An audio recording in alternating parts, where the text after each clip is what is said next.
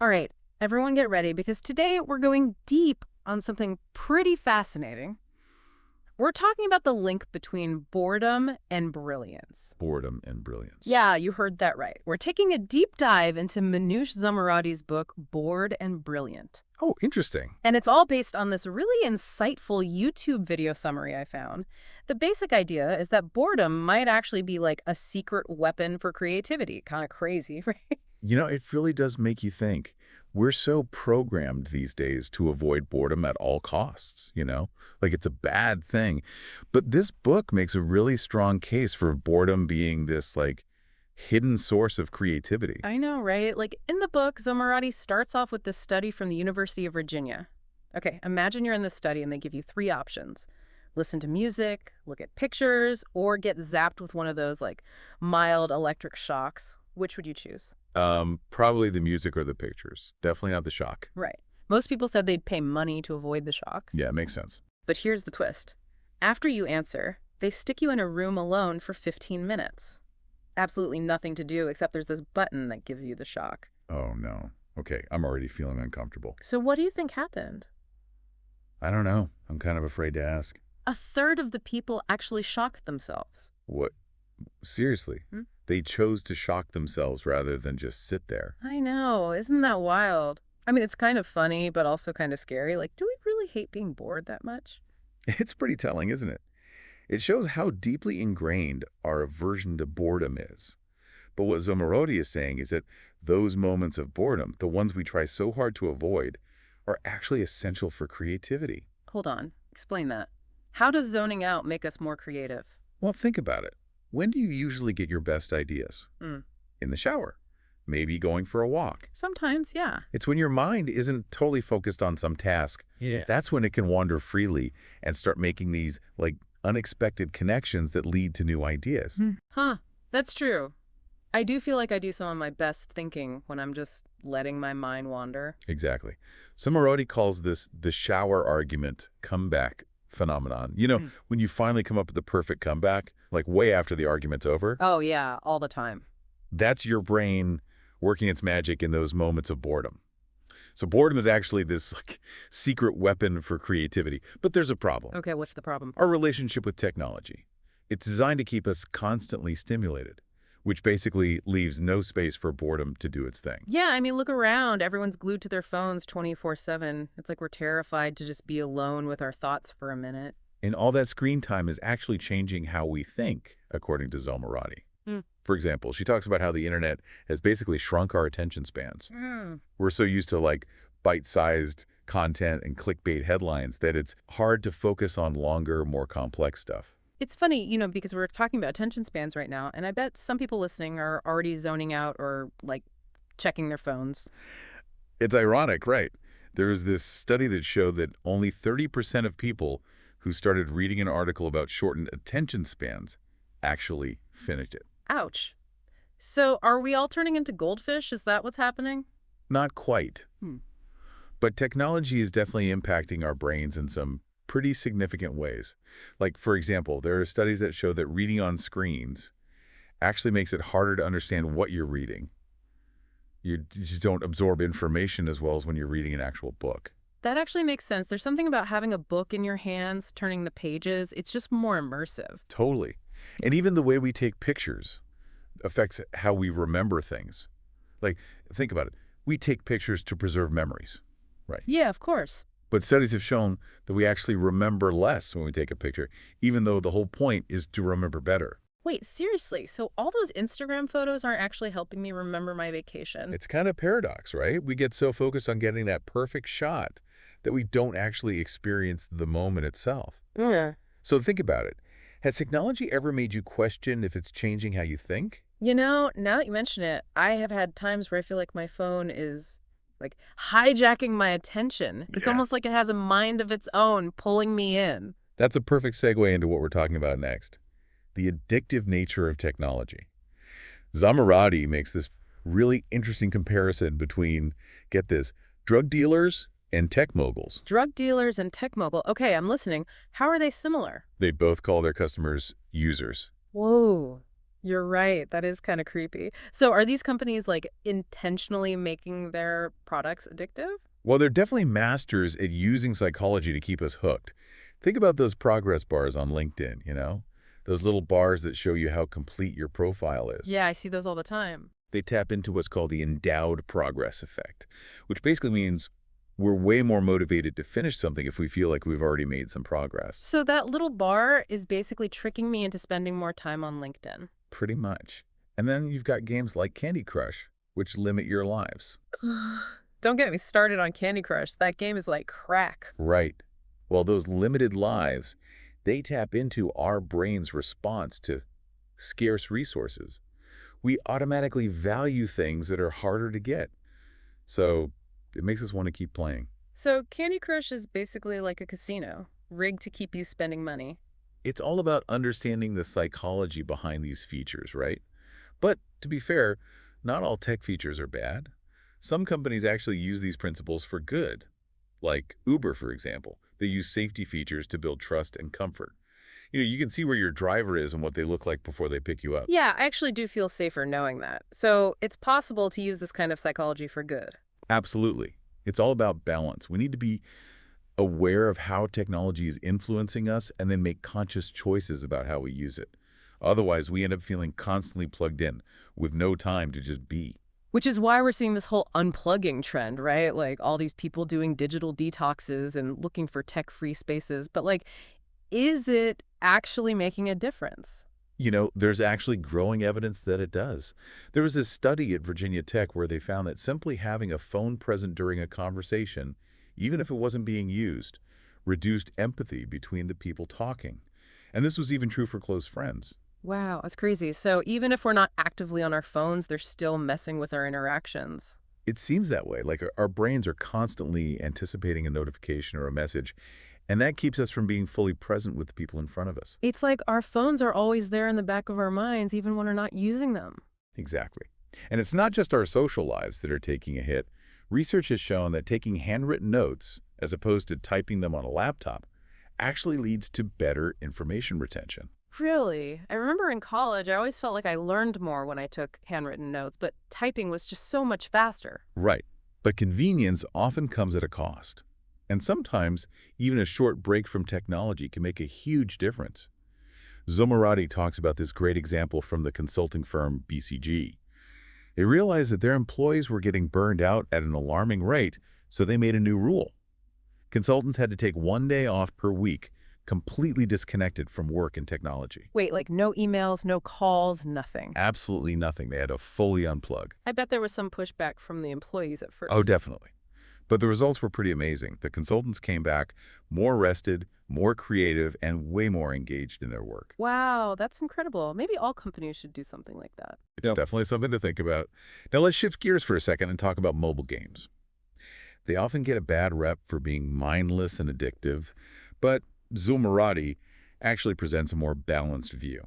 Okay, full disclosure, I've definitely been known to lose a few hours to Candy Crush here and there, but I always thought of it as more of a guilty pleasure, not anything more than that. Right. But Jane McGonigal, a game developer and author, says there are right ways and wrong ways to play games. Short bursts, like during a commercial break or while you're waiting for something, can be a fun way to de-stress Hmm. and can even sharpen your brain. But obviously, if games start to take over your life and get in the way of your actual responsibilities, that's not a good thing. So it's all about moderation, like with everything else. Exactly. Yeah.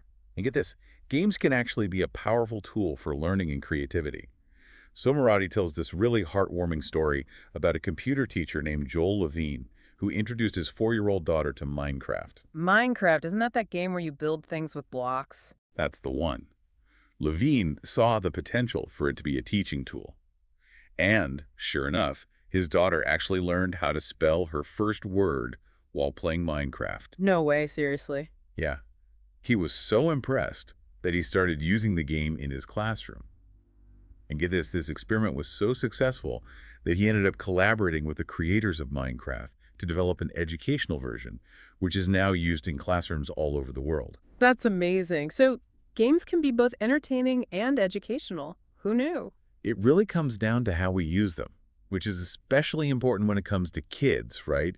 Yep. They're so vulnerable to the allure of technology that it's really up to us to model healthy habits for them. That's a really good point. Kids are growing up in a world where technology is everywhere. We need to teach them how to use it responsibly, otherwise, who knows what will happen. Exactly. And Zomorodi actually cites some pretty alarming research about the impact of technology on children. Did you know that Steve Jobs, the founder of Apple, severely limited his own children's access to technology? No way. Really? That's kind of ironic coming from the guy who created the iPhone. Right. But he had his reasons to be concerned. Studies have shown that excessive social media use in children is linked to lower levels of empathy and critical thinking skills. Whoa, that's really disturbing. I mean, social media is supposed to be about connecting with people, but it could actually be making kids less empathetic. It's a complex issue, but Dr. Mary Helen Immordino Yang, a researcher who studies how kids interact with social media, found that spending too much time online can make it harder for kids to understand and respond to other people's emotions. That's kind of scary, to be honest. It is. And it's not just about how much time they spend online either. A study at UCLA found that teenagers were more likely to like photos on Instagram that already had a lot of likes. So it's like peer pressure, but in the digital world. Exactly. It shows how powerful social influence is, especially among young people. They're always looking for validation and approval, and social media can really amplify that pressure. So what's the solution? Should we just ban kids from using technology completely? Well, that's the big debate, right? Zimmerody talks about two different approaches. Waldorf schools, which completely ban technology for students under 7th grade, and the Long Acker Leadership Camp, which focuses on teaching kids how to self-regulate their technology use. Those are two pretty different philosophies. It's like the strict parent versus the permissive parent. Right. And there's no easy answer. It's a complex issue that requires a lot of thought and discussion. But one thing's for sure, we can't just ignore the potential downsides of technology, especially for young minds. It really makes you think about those moments when you're out with friends and everyone's on their phones instead of, actually talking to each other. It's sad, isn't it? It's like we've forgotten how to just hang out and be present without our phones. Totally. And it's not just our social lives that are taking a hit. Zomorodi also talks about how taking handwritten notes, old school pen and paper, actually helps us remember information better than typing it on a laptop. Oh yeah, that's so true. When you write by hand, you're forced to slow down and actually process the information, which means it sticks in your brain better. I remember back in college, I swore I learned more when I took handwritten notes, but typing was just so much faster and, my hand wouldn't cramp up. I feel that. Yeah. But sometimes that convenience comes at a cost. Sometimes, even a short break from technology can have a massive impact. Zimmerodi talks about this fascinating example from this big consulting firm, BCG. They realized their employees were burning out like crazy, so they made a new rule. 1 day off per week, completely disconnected from work and technology. Wait, seriously, like no emails, no calls, nothing. Nope, absolutely nothing. They had to totally unplug. I bet there were some unhappy campers at first. Oh, definitely. Mm. But the results were incredible. The consultants came back more rested, way more creative, and way more engaged with their work. Wow, that's pretty impressive. Makes you wonder if all companies should consider doing something like that. It's definitely food for thought. So let's switch gears a bit and talk about mobile games. They often get a bad rap for being mindless and addictive, but Zomorodi actually offers a more balanced perspective. Okay, I have a confession to make. I may or may not have lost a few hours to Candy Crush in my day, but I always told myself it was just a harmless little guilty pleasure. We've all been there. But Jane McGonigal, who's a game developer and author, says there are good ways and bad ways to play games. Quick bursts, like when you're waiting for something or during commercial breaks, can actually help you de-stress and maybe even make you a little sharper mentally. So it's not all doom and gloom. Not necessarily. Yeah. The key, like with most things, is moderation. If you're letting games run your life and interfere with your responsibilities, then yeah, that's obviously a problem. But in the right doses, games can actually be beneficial. That makes sense. So finding that balance is key. Exactly. And here's something you might not expect. Games can actually be a really powerful tool for learning and creativity. Zomorodi tells this really sweet story about this computer teacher, Joel Levin, who introduced his 4-year-old daughter to Minecraft. Minecraft, that's that game where you build stuff with blocks, right? That's the one. Levine thought, hey, maybe this could be a good teaching tool. And it turns out, His daughter learned to spell her first word while playing Minecraft. Get out of here, really. Yeah. He was so blown away by it that he actually started using the game in his classroom. And you know what? His experiment was so successful that he ended up working with the creators of Minecraft to develop a special educational version of the game called Minecraft.edu. It's actually used in classrooms all around the world now. That's incredible. So games can be fun and educational. Learn something new every day. It really depends on how you use them, which is especially important when it comes to kids. They're so susceptible to the shininess of technology. So it's really our job to show them how to use it in a healthy way. That's such a good point. I mean, kids these days are growing up surrounded by technology. It's everywhere. We have to teach them how to navigate it in a responsible way? Absolutely. And Zomorodi actually brings up some really thought-provoking research about how technology impacts children. Get this, Steve Jobs, the guy who literally created the iPhone, he severely restricted how much his own kids could use technology. You're kidding. Seriously. That seems kind of hypocritical, doesn't it? Right. But it turns out he had a good reason to be worried. There's research out there showing that kids who spend a lot of time on social media actually have lower levels of empathy and critical thinking skills. Whoa, that's kind of frightening. I mean, isn't social media supposed to be about connecting with people? And now it's making kids less empathetic.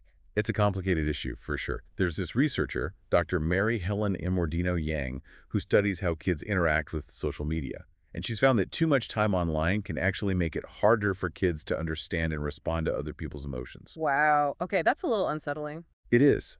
And it's not just about the amount of time they spend online.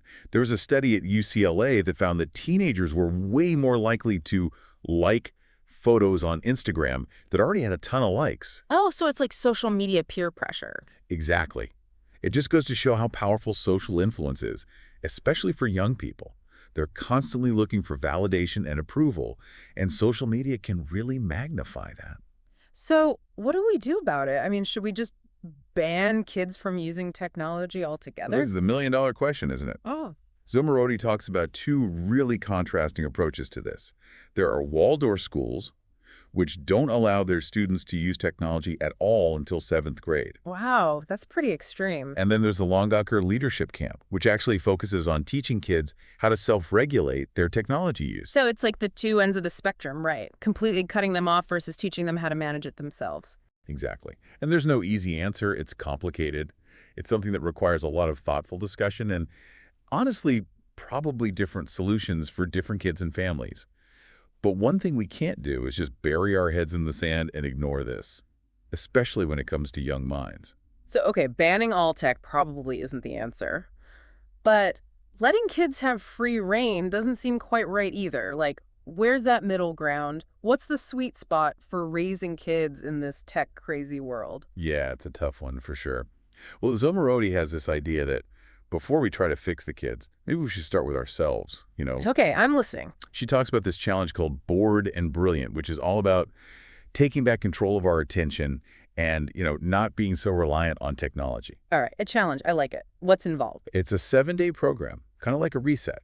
Each day has a different mini challenge to help break those tech habits and, get this, rediscover the power of boredom. 7 days to a more brilliant me. I'm intrigued. Tell me more. Okay, so the first 4 days are all about building awareness and then breaking those bad tech habits we've all developed. Okay, what's day one? Day one is simple, really. You just track your tech use. There are some great apps out there. Moment and Space are two of them that can show you exactly how much time you're spending on your phone every day. Might be a bit of a shock. You think? I'm kind of scared to even look. It's a good starting point, though, right? Awareness is key. Day two is about breaking the habit of automatically reaching for your phone every time you have a free moment. So on day two, you avoid tech on the go, no scrolling while you're in line, waiting for the bus, stuff like that. Oh, man, that one's going to be tough. I know, right? But instead of checking your phone, you use those little pockets of time to just be present, observe your surroundings. Day three is kind of fun. It's a no photo day. No photos at all. Nope. Resist the urge to document everything. Just experience the moment, through your own senses, not through a lens. And then day four, this is the big one. You delete your go-to time-wasting app. That one app you always find yourself scrolling through mindlessly when you're bored or procrastinating. Oh, that one's going to be hard. It might feel like a big deal, But trust me, it's so freeing to break that cycle of dependence on your phone. And then, once you've done that, the next 3 days are about building those healthier digital habits. All right, bring on the next round. Day 5 is about taking what Zomorodi calls a fakeation. It's like a mini vacation, but for your mind. You just totally unplug for however long you can, an hour, a whole day, whatever works. The point is to just relax and recharge without all the digital noise. I love that. A vacation without the packing and the planning and the airport stress. Exactly. Yeah. Then day 6 is all about a tech-free outing. Go for a walk, hit up a museum, meet a friend for coffee, whatever you choose, leave your phone at home. It's about really engaging all your senses and being present in the world around you. I really need to do that more often. And then finally, day 7 is all about using boredom to spark your creativity. This one's interesting. Zomorodi suggests spending like 30 minutes doing something totally boring. Like she literally says you can fill a page with ones and zeros. Wait, so you do something boring on purpose? Why? The idea is that once you've thoroughly bored yourself, then you try to brainstorm solutions to a problem you've been struggling with. Sounds weird, but boredom can actually kickstart creative thinking. That's kind of cool. So it's like by using up all our mental energy on boredom, we actually tap into a different level of creativity. Exactly. When we're constantly bombarded with stimulation, our brains get kind of stuck in a rut. Boredom forces us to think differently outside the box. Wow. This has been an amazing deep dive. We started with the science behind boredom, who knew it could be so fascinating. Then we looked at how technology is shaping how we think and behave, even in ways we don't realize. And then we even got some actual steps we can take to break free from tech overload and boost our creativity in the process. It all boils down to this, really. We have way more control over our relationship with technology than we think. It doesn't have to control us. We can choose how we use it and how much we let it influence our lives. So the big question for all of us is, what will you do with your newfound boredom? Will you embrace it and see where it leads you, or just keep hitting that refresh button? The choice is yours. Until next time, happy diving.